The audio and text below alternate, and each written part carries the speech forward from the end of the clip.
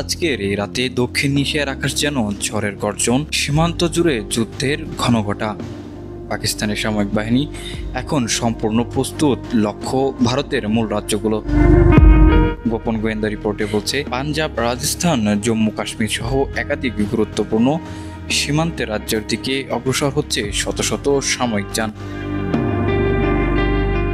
যার লিড দিচ্ছে পাকিস্তানের স্পেশাল কমান্ডো ইউনিট। পাকিস্তানের সেনারা এখন যুদ্ধের মোডে, তাদের চোখেও যেন আগুনের গোলকধাঁধা। আর ঠিক তখনই সীমান্তে দেখা গেল এক অবিশ্বাস্য দৃশ্য। ভারত সেনাদের মধ্যে নেমে এসেছে ভীতিকর বিশৃঙ্খলা।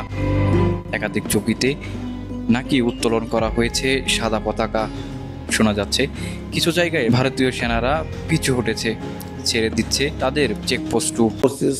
The ground forces, the air force are giving all the necessary responses to defend the territorial integrity. স্থানীয়রা আতঙ্কে কাঁপছে, চারদিকে শুধু গোলাগুলির শব্দ আর হেলিকপ্টারের গর্জন। বিশ্ব মিডিয়া এই খবর ইতোমধ্যেই ভাইরাল হয়েছে। প্রশ্ন উঠছে, তবে কি ভারত হেরে যাচ্ছে মানসিক যুদ্ধে? পাকিস্তান কি এবার সত্যি ঢুকে পড়বে ভারতের মূল ভূখণ্ডে? সেটা এখন দেখার বিষয়। রাজনৈতিক মহল থেকে এখনও আসেনি কোনো সুস্পষ্ট বিবৃতি, তবে সীমান্তে বাস্তবতা ভয়ানক বলে জানিয়েছে বিশ্লেষকরা।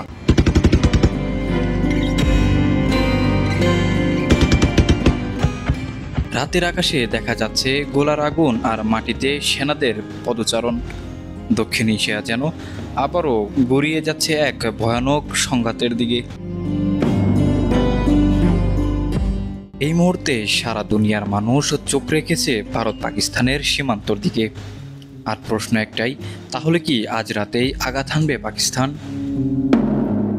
পূর্বে কখনো দেখা যায়নি এমন সক্রিয়তা পাকিস্তানের সামরিক বাহিনীর। এখন সীমান্তে পুরোপুরি যুদ্ধের প্রস্তুতিতে।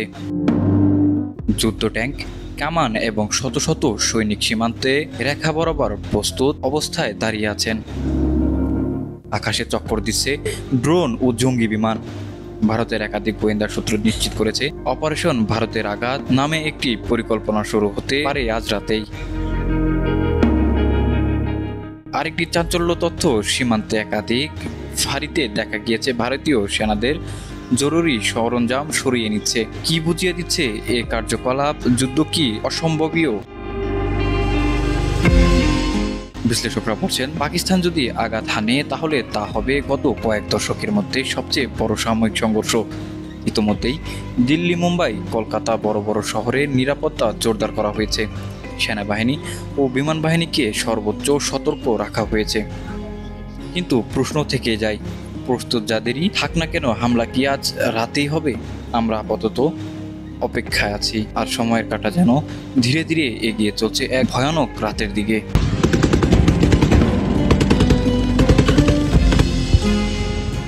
জুম্মা টিভি, ইন্টারন্যাশনাল নিউজ, ঢাকা।